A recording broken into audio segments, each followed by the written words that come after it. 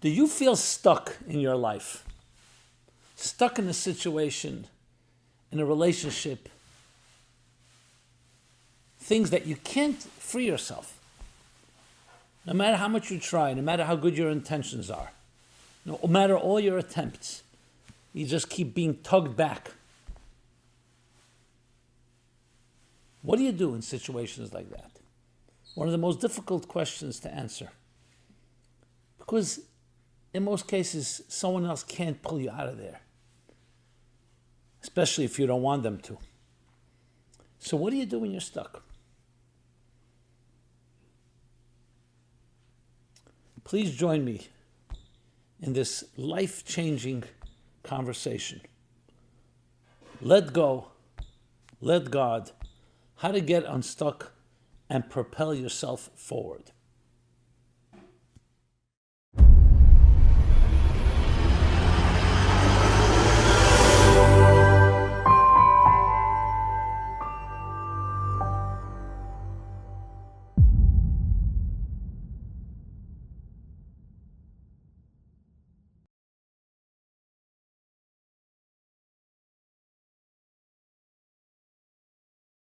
Hi, Simon Jacobson here. We'll be speaking about let go, let God, how to get unstuck and propel yourself forward.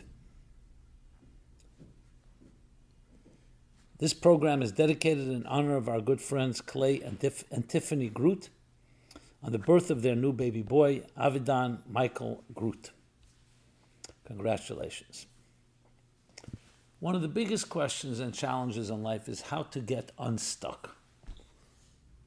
Do you feel stuck in your life at times? Do you feel stuck right now? In a situation, in a relationship? Whatever the reason, however you got in there.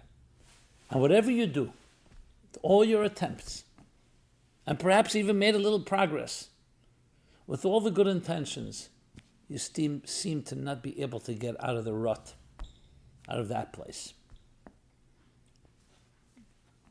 It's a very difficult one. Because you can't help someone who's not ready to help themselves. So someone else can't just come and pull you out of there. You need to be open to it. But you can be your own worst enemy because you're stuck.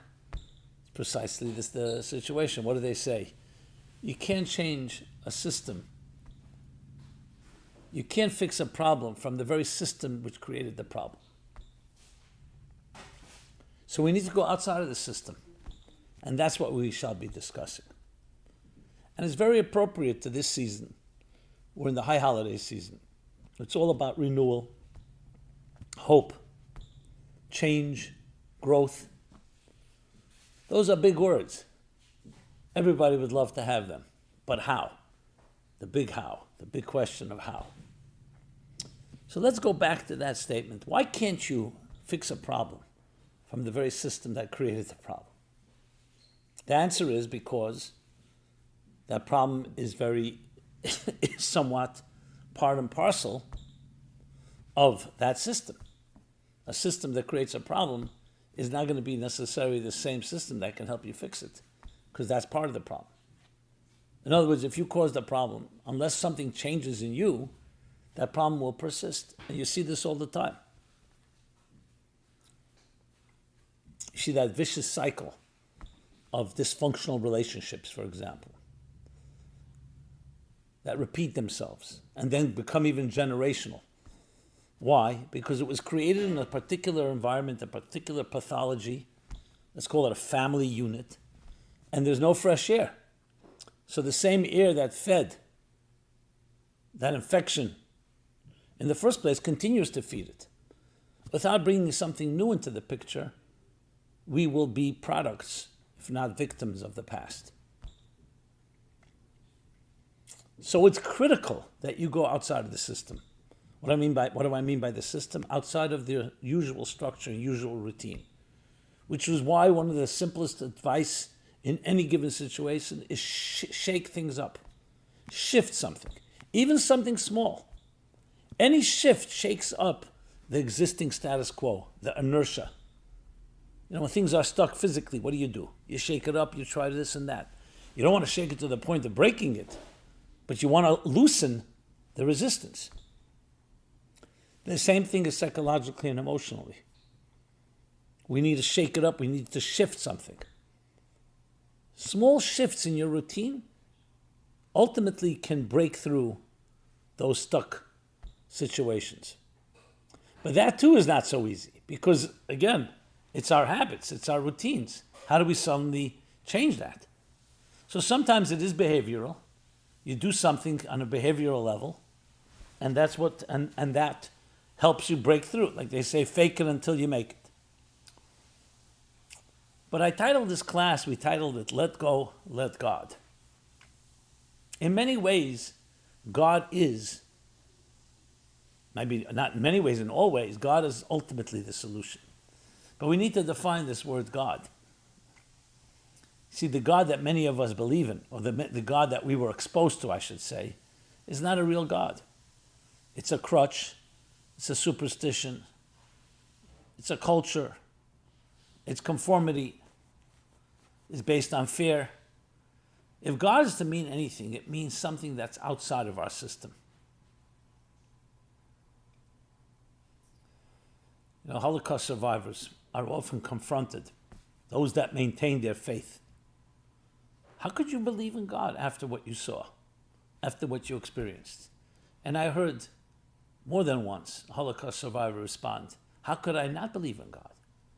How could I believe in man? It was man that betrayed us. I have nothing to turn to but God. A young woman who was a victim of a terrorist attack, and I say she suffered severe injuries, told me once that there was a point where she gave up on her life. And then she woke up one morning with this surge of faith, of trust in God. And she said, you don't know how powerful faith and trust is until you have nothing left but that. These are statements that are not coming from some glassy-eyed cult member. It's coming from people who've suffered greatly. What they're essentially saying is, for me to be able to get through this, I need something more than human. Human strength is simply not enough. For them, God, and maybe you don't even need to use the word God. That word itself is a trigger. For them, God, and what we can learn for us, is a reality beyond the structure. A reality that opens up new vistas, new possibilities. That when humanly, that doesn't seem humanly possible. When all options seem closed, yes, stuck, there's something you hold on to. They tell the story of one of the Rebbes, the Blazhener Rebbe, I believe it was. He was in the camps with some of his disciples, some of his students. And imagine these camps were not just inhumane, they were sadistic, they were horrendous. Besides the death, the torture, the dehumanization, the humiliation. So every camp had its particularly unique sadism. In this camp, the commandant loved to play a game, quote unquote. And what was the game? He had the Jews dig wide trenches. They start playing the music just to add the insult to injury. That's even mild to say it that way. To further torture them. It often happened around holidays. To further the torture. They would play the music and the game began. Whoever can jump over the trench lives. Whoever can't is shot on the spot.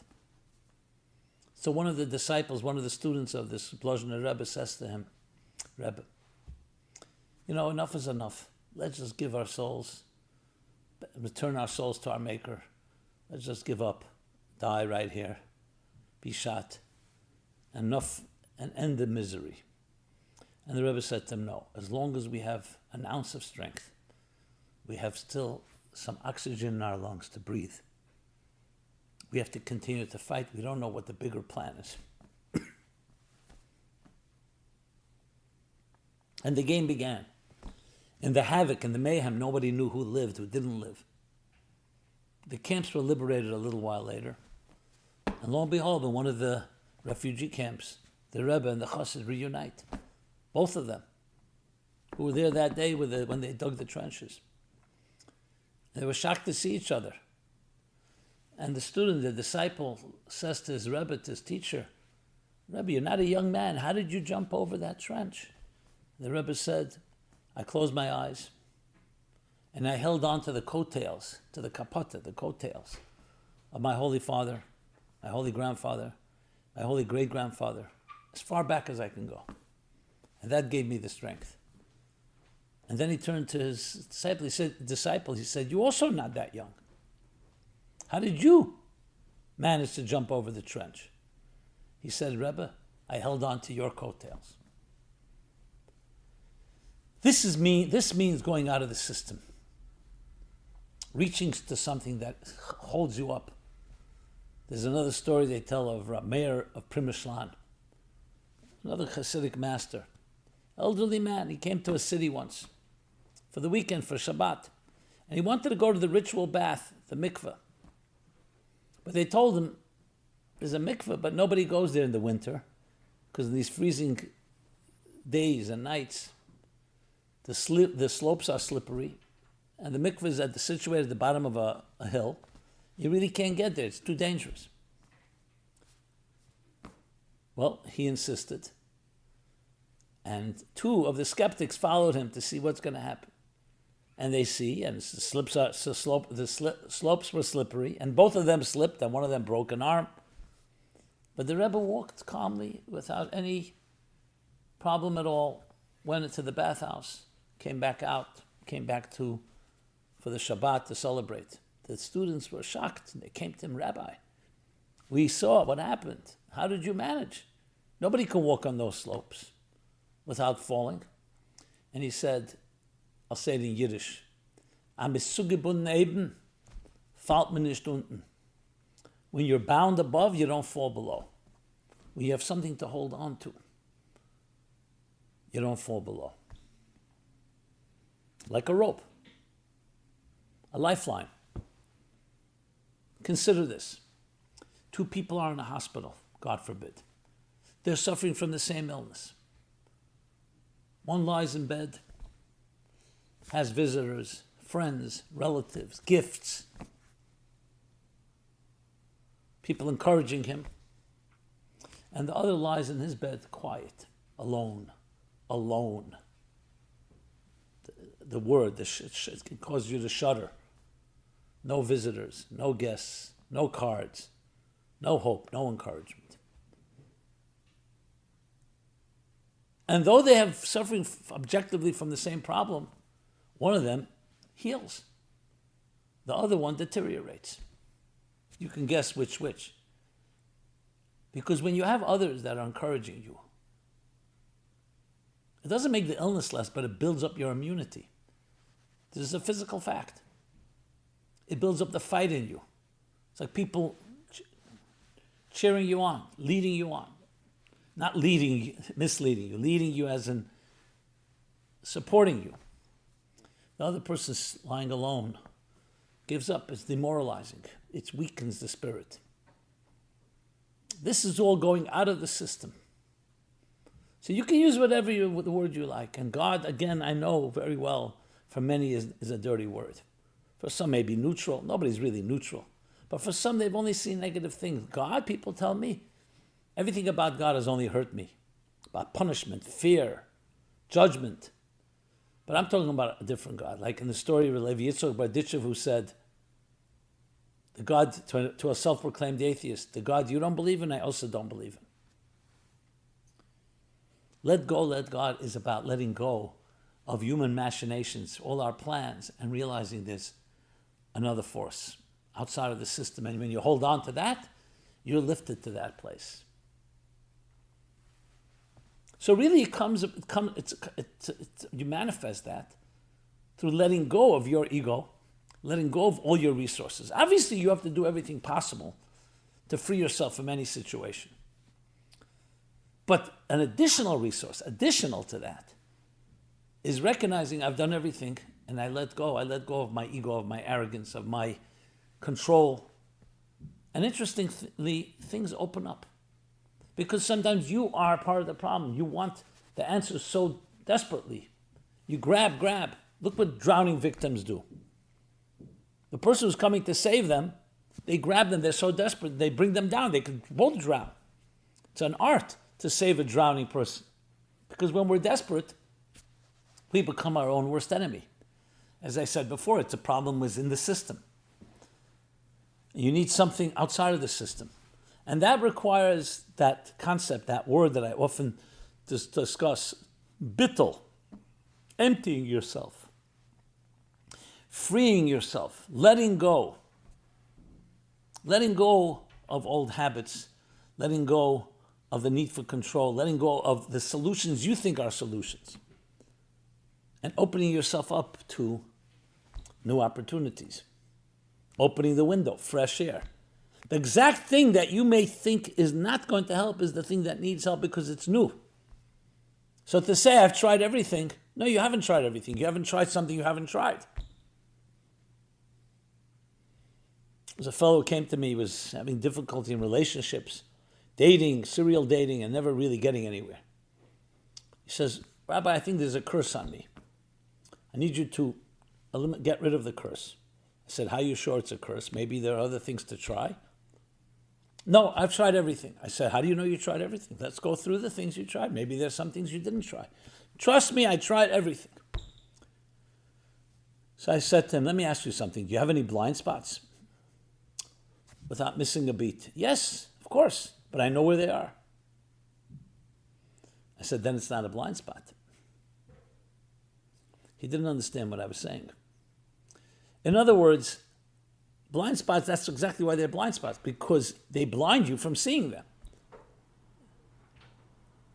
Beautiful concept that Baal Shem Tov teaches. Beautiful, but also tragic. There's a darkness that conceals things. But then there's a darkness that conceals the concealment. A double darkness. Where you think it's light. It's all right. How do you fight that? That's only through real bittul, to recognizing there are things you don't know. There are things you know that you don't know. There are things you don't know you don't know. The things you don't know, there you have to let go. Obviously, do everything possible based on your knowledge. But then there's that which is outside of the system. And that is indeed the real powerful story of Yom Kippur, Day of Forgiveness, Day of Atonement. That despite the fact that the people had betrayed God, Moses went to beg for forgiveness because he wanted to go outside of the system. Of course, the system is one of cause and effect. You put your hand in fire, you get burned. You betray someone, you're not likely to regain their trust that easily, if at all. But if you go out of the system, meaning you are ready to do something that you never did before, and you demonstrate your commitment and love, that yes, I acknowledge the mistake I made. I acknowledge even the deliberate error I made, the deliberate transgression, but I'm ready to go further. I'm ready to go out of my way. I'm ready to love in a deeper way. The response to that would be that God also goes out of so-called his comfort zone. So it's going out of your comfort zone. It's going out of that which is part of your routine, which is part of where the problem was created. And that's not difficult to do if you think about it. It means increasing and adding every day something new in your life.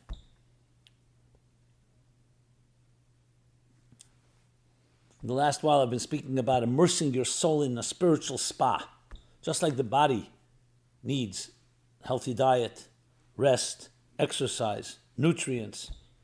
The soul also needs. A spa is relaxing, it's calming. Somewhat of a balm to your nerves, to your muscles. So there's a spiritual spa. SPA acronym, Study, Prayer, Action. SPA.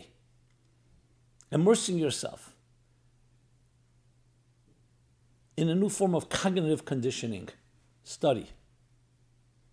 That is by studying something new, reading a new book, studying a new text, beginning a new class. 2, emotional conditioning, prayer. A song, a poem, a prayer from the heart. Experience something emotionally spiritual and uplifting that transports you to another time and place. And finally, A of the SPA, action. Behavioral conditioning. Do something different. You give charity, give an extra penny, give an extra amount. Give it with more intention, give it with a smile, an extra smile. Other behavioral things. Go out of your way to do an extra act of kindness on a daily basis. Share beautiful thought with your contact list. Things that you have not done before. You'll be surprised what that does. That's opening the window. That's fresh air. You're bringing something in out of your conventional system, out of your routines, out of your past habits. They may be good habits, many of them, but you want something new because you want something fresh. That's bringing that which is beyond the system. And that includes also letting go, because you're letting go of your past behavior. Even past, I'm not talking about negative behavior, bad habits, but even good habits. You're going beyond them, and that in turn opens up the beyond from heaven itself, from the higher places itself, to introduce new experiences, new blessings, new channels. The difficulty is, frankly, not the concept. Everybody can understand this. It's doing it, implementing it. Because tomorrow morning, you go right back to your routines. That's what we gravitate to. It's very difficult to break a habit. The Power of Habit a few years ago was a bestseller, because habits are what the brain does when it sees you repeat something many times. So the brain creates a macro. Think of it as an algorithm. And when you wake up in the morning, you go to the sink, you wash your hands, then you brush your teeth. Sometimes you don't even remember, because the brain wants to reserve resources for when it's needed. So it automatically puts things into automatic pilot. And then when you want to change a habit like that, the brain doesn't easily adjust, because it's already like plastered in, it's wired in. The way the neurons are fired, that's how they get wired. So it requires now much more effort to get out of that inertia, out of that status quo. Some say it takes 18 times to repeat something until it starts becoming habitual, maybe more. But here it's not just bringing new habits, it's also breaking old ones. So the challenge is going to be maintaining it, especially in the beginning. But once you do, it opens up a new vistas. That's why it's important to do it in a way where you are doing it in things you enjoy. Very hard to assume new things if you're not enjoying it. You should have pleasure. That's why studying something you really enjoy. Yes, at times we have to do something even though we don't like it. You see athletes train, musicians train. Nobody likes the training part. It's hard, it's strenuous, it's a lot of exertion. But you look at what it's resulting in, that discipline. But imagine you also enjoy it. That's why it's important to be like a spa, that it should have a certain pleasure in it. I don't mean pleasure as in comfort zone. I mean pleasure as that you enjoy this new experience. Find a new friend. I mean, what is newness if you're not going to do something new? If someone wants to give you a new, fresh gift, and you come with an old basket, with the dust and the past, it'll just pollute the new gift. It'll become part. It's like mixing fresh milk with old milk, or fresh wine with, what I would say old wine, because usually it's good wine, but spoiled wine. You don't want to spoil the new with the old. What do they say? You don't want good money to follow bad money. So you need to create a new container, a new attitude, a new approach. That's, my friends, how we get unstuck. How we open up new opportunities. How we propel ourselves forward. It's not even the propelling. It's just freeing ourselves from the past that holds us back. The ball and chain that holds us hostage. And being aware of it is the first step. Because awareness breaks that second darkness. At least know it's dark. At least know it's not in the right place. Know that you have a blind spot and you don't know what the blind spot is. And now seek out to be tied above so you don't fall below. This is a tremendous tool in our lives. And especially this time of the year, the mystics explain that the soul goes like an orbit, like a planet that orbits. And at certain times of the year, this time of the year especially, is when the soul gets closest to its source. There are less layers, less filters, less called blankets, blockages, impediments. So if you allow yourself, you actually can experience something much deeper and higher. The Arizal, Isaac Lurie, the great mystic, says that a person in these 10 days between Rosh Hashanah and Yom Kippur does not cry, his soul is not complete, or her soul is not complete. Now, crying doesn't always mean crying over pain or over loss or over grief or over a mistake. Crying is sometimes that existential cry that you feel there's more. You just sense there's more. And it makes you cry because it's overwhelming. That's very healthy. The way the mystics of the Kabbalists put it, tears of that sort bathe your soul like a spa. They bathe your soul with a sense of something beyond you, a reverence, an awe, of a grandiosity that is beyond our limited boxes. And that in turn is refining and elevating. It's like looking up and you see, oh, wow, how much more there is to go. And it motivates you to want to climb higher. Famous story. Tzemach Tzedek, when he was a little boy, was playing with other children on a ladder. And all the children were afraid to climb to the top. He was the only one that climbed to the top of the ladder. His grandfather, Reb Shneur Zalman, was watching and said to his grandson, why were you the only one that had the courage to climb to the top? So he said, Zaidi, Grandpa, simple. When the other children were climbing, they kept looking down, so they saw how high they were. They were afraid to climb higher. They looked down, wow, I'm too high. Afraid of heights. When I was climbing, he said, I kept looking up, and I saw how low I was, so it motivated me to climb higher. We have two eyes. They look ahead. They don't look back. Yes, we need a rearview mirror to review the past, to be accountable, to repair and correct that which we may have overlooked or setbacks and so on. But the two eyes, you look ahead. You look up. When you look up, it motivates you because you see how much more there is to go in a good way. And looking up, you reach upward. And when you're tied above, you don't fall below. This is the lesson. This is the teaching. Internalize it, and it can transform your life. I want to wish you a very happy new year, a year where you were written and sealed in the book of life, book of health, abundance materially and spiritually, all with great success and beyond your wildest expectations. Look up. Panoramas, new horizons, new vistas open up, and internalize that in your life. This has been Simon Jacobson, Meaningful Life Center, meaningfullife.com. Check us out. Full schedule of programs and events on topics from A to Z. Please subscribe to our YouTube channel. Please share and comment. Feedback, your thoughts, your suggestions are more than welcome. Thank you so much. Again, be blessed. Shana Tova, blessed year. This program is brought to you by the Meaningful Life Center. Please help us continue our programs. Make even a small contribution at meaningfullife.com/donate.